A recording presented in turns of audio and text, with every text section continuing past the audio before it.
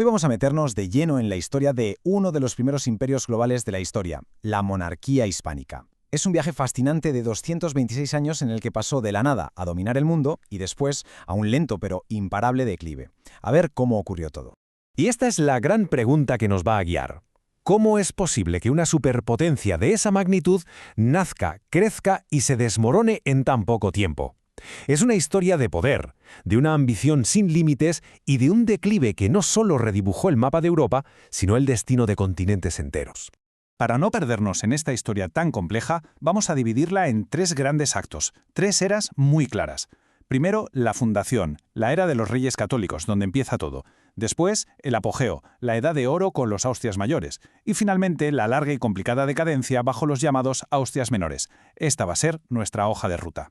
Muy bien, pues vamos al principio de todo. El matrimonio de Isabel de Castilla y Fernando de Aragón. Que, ojo, no fue solo una boda real de la época, fue el auténtico pistoletazo de salida para una nueva entidad política que iba a cambiar el curso de la historia. Y este es un punto crucial, que a menudo se malinterpreta. Con esta boda no se creó España como un país unificado y centralizado. Fue una unión dinástica. ¿Qué significa esto? Pues que los reinos solo compartían a los monarcas. Por lo demás, cada territorio, Castilla, Aragón, etc., mantenía sus propias leyes, su moneda y sus instituciones. Entonces, ¿cómo convirtieron esa unión personal en una superpotencia? Pues básicamente con un plan de 3 pasos. Primero, unificar el territorio peninsular, algo que culminó con la toma de Granada. Segundo, imponer la unidad religiosa, a las duras, a través de la Inquisición y de las expulsiones. Y tercero, centralizar el poder, creando instituciones nuevas que respondían directamente a la corona, quitándole poder a los nobles. Pasamos ahora a la siguiente fase, a la Edad de Oro. Con la llegada de una nueva dinastía, los Austrias, o los Habsburgo, como se les conoce en Europa, la monarquía hispánica alcanza su máxima expansión y su máximo poder, sobre todo bajo los reinados de Carlos I y su hijo Felipe II. Lo de la herencia de Carlos fue una auténtica locura, algo nunca visto.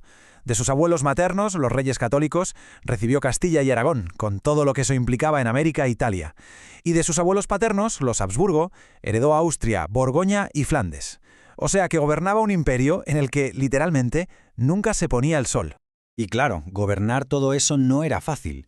Fijaos, este cuadro resume a la perfección la presión brutal que soportaba Carlos. Estaba luchando a la vez en 3 frentes: contra Francia, por el control de Italia, contra los príncipes protestantes alemanes dentro de su propio imperio y contra el Imperio Otomano en el Mediterráneo y las puertas de Viena. Mantener todo eso unido fue un esfuerzo titánico. Cuando Carlos abdica, le pasa el testigo a su hijo, Felipe II, y este hereda un imperio que, si cabe, es aún más grande, porque en 1580 le añade Portugal y todas sus colonias. Pero su reinado, lejos de ser tranquilo, se define por una lucha constante, casi agónica, por defender esa hegemonía. Y esa defensa vino con un coste, no solo fuera, sino también dentro, donde empezaron a abrirse grietas en la propia estructura del imperio. Y esta lista ilustra perfectamente esas grietas. Es que Felipe II no solo luchaba contra enemigos externos, se enfrentó a la rebelión de los protestantes en los Países Bajos, que duró 80 años, a la de los moriscos en Granada, a una crisis constitucional enorme en Aragón, e incluso tuvo que lidiar con la conspiración de su propio hijo y heredero, el príncipe Carlos. Ser la mayor potencia del mundo, como vemos, tenía un coste descomunal. Ahora vamos a ver cómo ese esfuerzo titánico por mantener el imperio empezó a erosionar sus propios cimientos, sobre todo los económicos y los sociales. Este contraste lo resume todo a la perfección. Por un lado, una victoria épica, legendaria como la de Lepanto, que frenó en seco a los turcos en el Mediterráneo.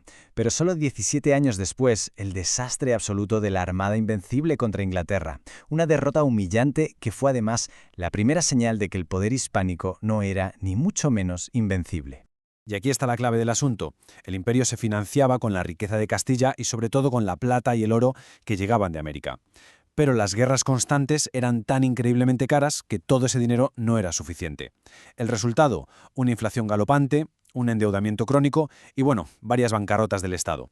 Se estaba gestando una crisis económica profundísima. Entramos ya en el último siglo de los Austrias. Esta etapa está marcada por monarcas, digamos, menos capaces, que delegaron el gobierno en sus hombres de confianza, los famosos validos, mientras la crisis del imperio, la que acabamos de ver, se volvía ya imparable. Para entender esta época, hay que tener muy clara esta figura, el valido. Era el hombre de confianza del rey, un noble que en la práctica tomaba las riendas del gobierno. Personajes como el duque de Lerma o el conde duque de Olivares llegaron a tener más poder que los propios monarcas a los que servían. Bajo Felipe III y su valido, el duque de Lerma, ya se ven decisiones de un impacto enorme.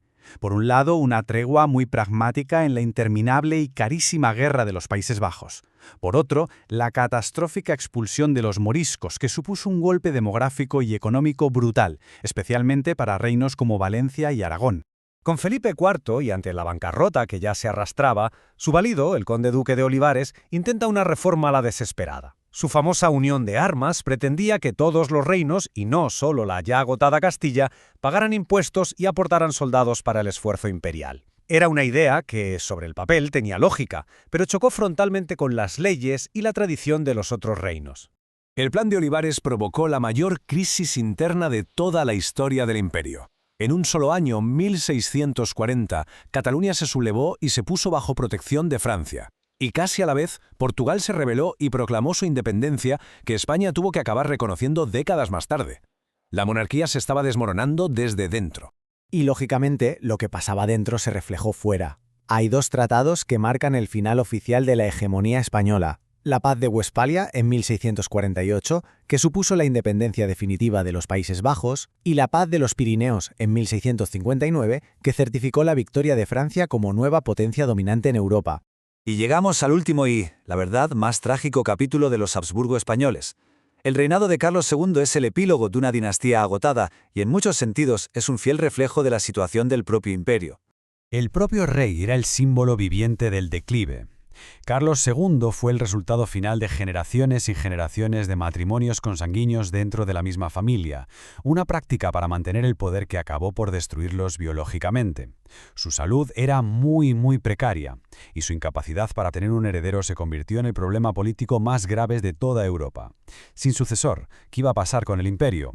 Pues bien, en su lecho de muerte, en el año 1700, Carlos II toma una decisión que lo cambia absolutamente todo.